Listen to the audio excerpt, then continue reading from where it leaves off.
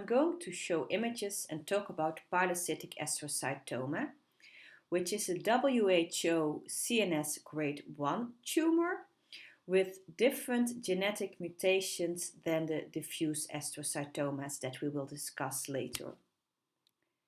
Pilocytic astrocytomas are expansile, so they do not infiltrate like the diffuse astrocytomas.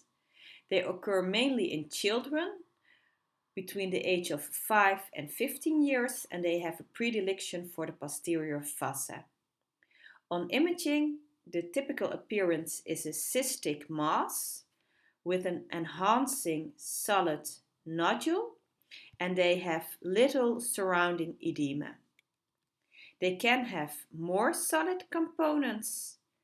Because of the location in the posterior fossa, there might be obstruction of the fourth ventricle or aqueduct, leading to CSF circulation problems, hydrocephalus, and herniation. In the supratentorial compartment, pilocytic astrocytomas again are cystic with a solid enhancing nodule and little surrounding edema, as you can see in this case of a pilocytic astrocytoma in the thalamus and another case of a pilocytic astrocytoma in the right parietal lobe.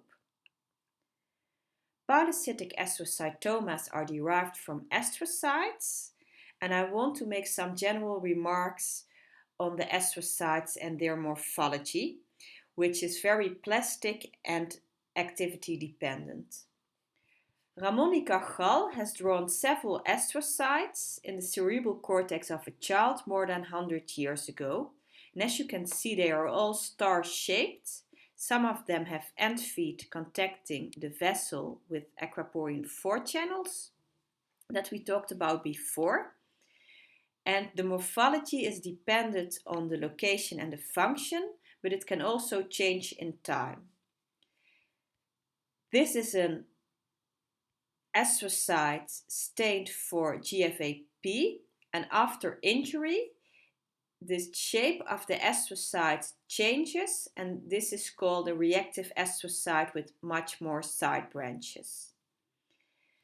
The astrocytes have a cytoskeleton, which is made up of large microfilaments, intermediate filaments, and microtubules that we discussed in the neurodegenerative diseases. Microtubules and microfilaments are the same across all cell types, whereas the intermediate filaments are cell type specific. In astrocytes, the intermediate filaments are made up for a large part by glial fibrillary acidic protein, or GFAP, and this can be induced very rapidly. So after injury, there's induction of GFAP, which results in a change in the gross morphology of the astrocyte. If you look at the individual astrocytes, the shape has been named.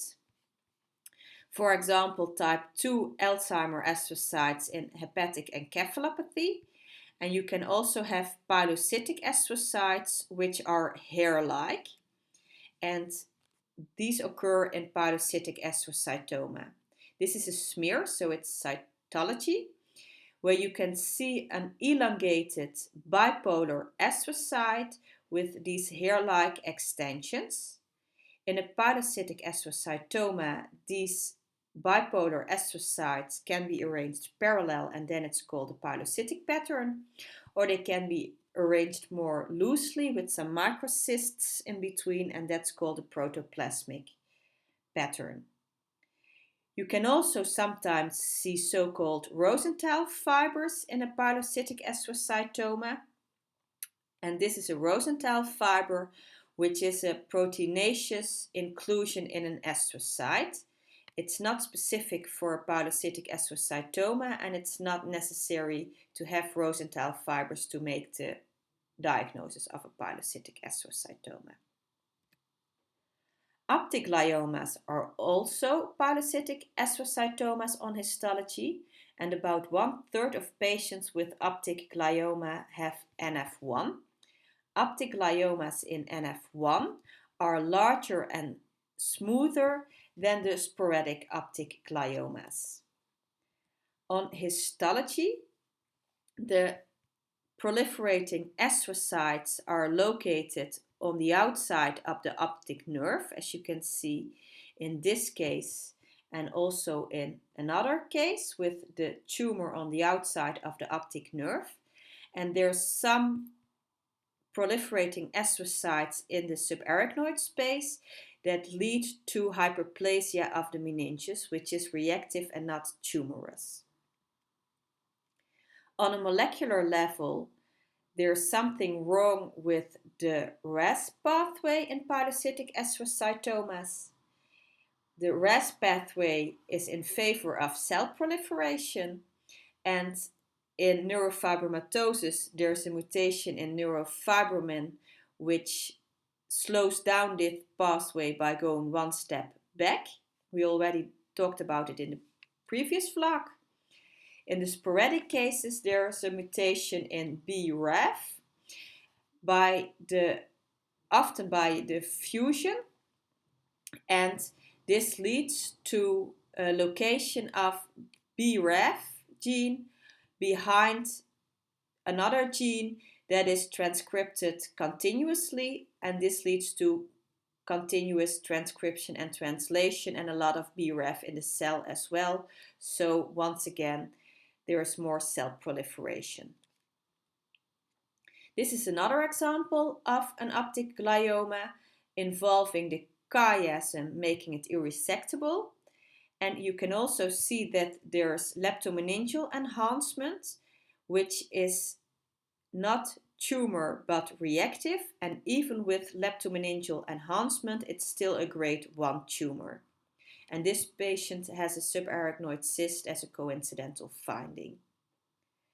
In younger children under the age of 4, you can see sometimes a mass that looks like a pilocytic astrocytoma, but with some hemorrhage in it. And then you can think of a variant which is a pilomyxoid astrocytoma, which has a WHO CNS grade 2 tumor, so that's less favorable. Thanks for watching, and until next time, we will continue.